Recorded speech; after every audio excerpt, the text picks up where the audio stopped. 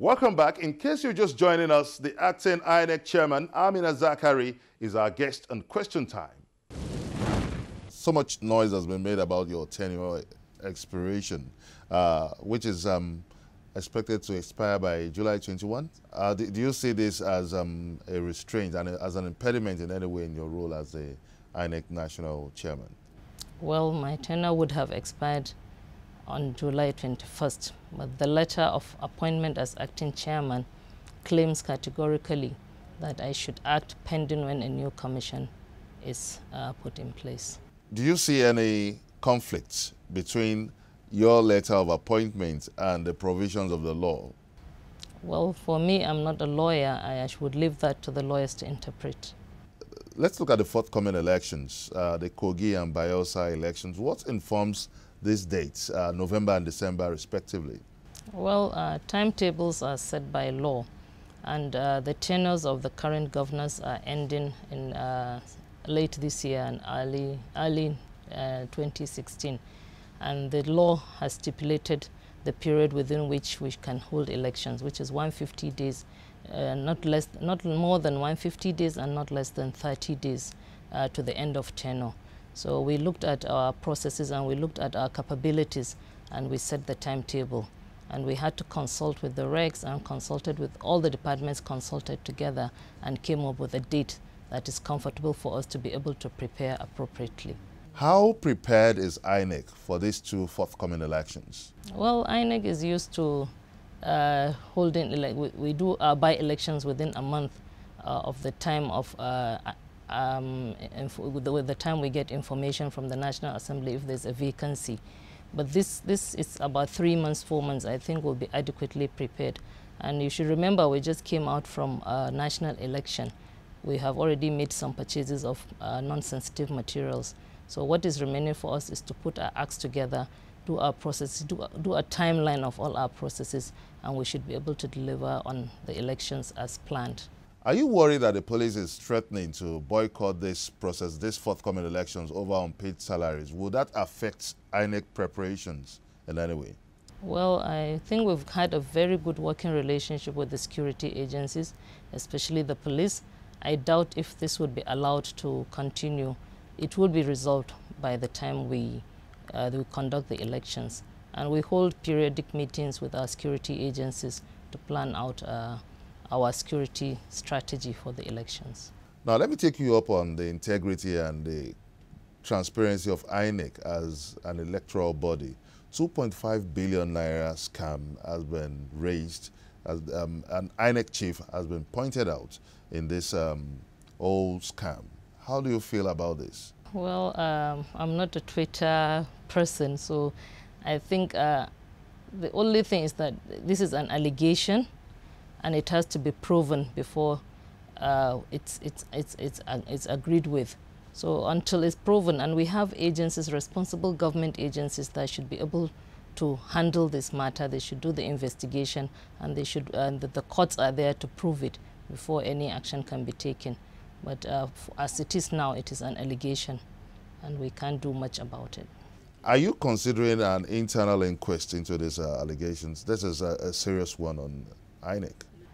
Well, as I said, this is a matter for the agencies that are set up by law to do the investigations.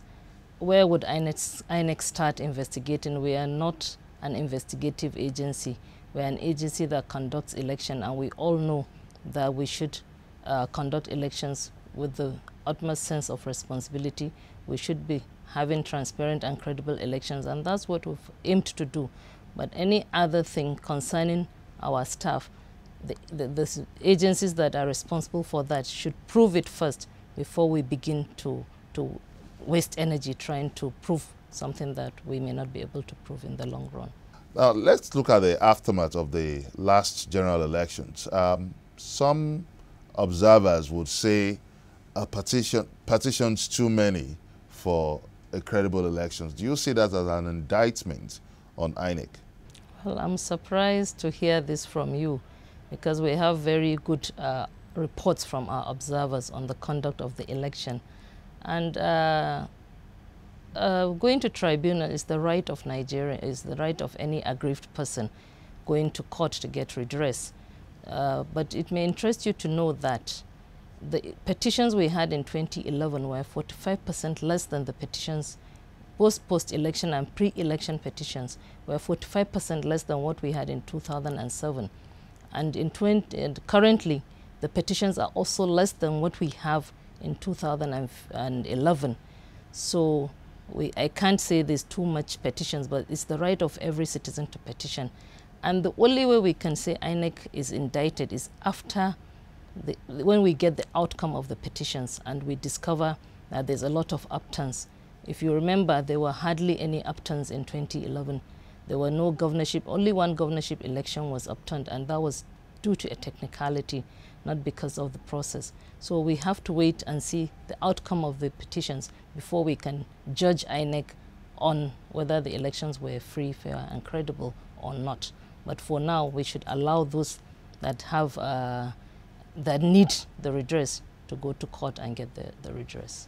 Now, eyebrow has been raised over the movement of tribunals to Abuja. Are you comfortable with this idea? Well, honestly, I wouldn't know, because INEC is independent and the judiciary is also independent. So is whatever the judiciary decides, INEC will only but conform with what the judiciary decides. And in the matter of tribunals, we've conducted elections.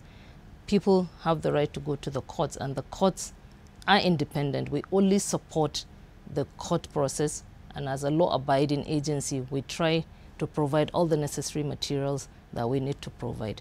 And after that, there's nothing much at stake for us. Now, as the Kogi and the Bayelsa elections draw near, would we be having another round of PVC exercise and also the continuous voter registration exercise? Well, I think universal suffrage is every citizen's right. You have the right to partake in an election. And if somehow you've been missed out in the registration, you should be given a chance to re-register. And in the area of the PVC distribution, we've distributed over 81%, but there may be some people that still have not collected their PVC, so they should be given a chance to collect their PVC, because what we need to do is to increase a voter turnout. We were not very particularly happy with the voter turnout in 2015, with all the cry and hue about PVC.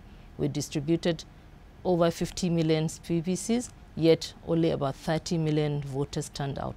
So we would try to sensitize the Kogi people and the Bayelsa people to come out, and those that need to register, those that just turned 18. I'm sure the numbers will not be high, because we would have mopped up a lot throughout 2014.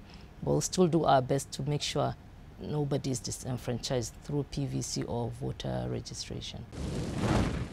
You can join in this conversation by sending us your comments on our various social media platforms showing on your screen. Coming up on Question Time, what happens to the Justice UA's report on electoral reforms in Nigeria and the EU recommendations to INEC? Find out Zakari's comments on these after this break.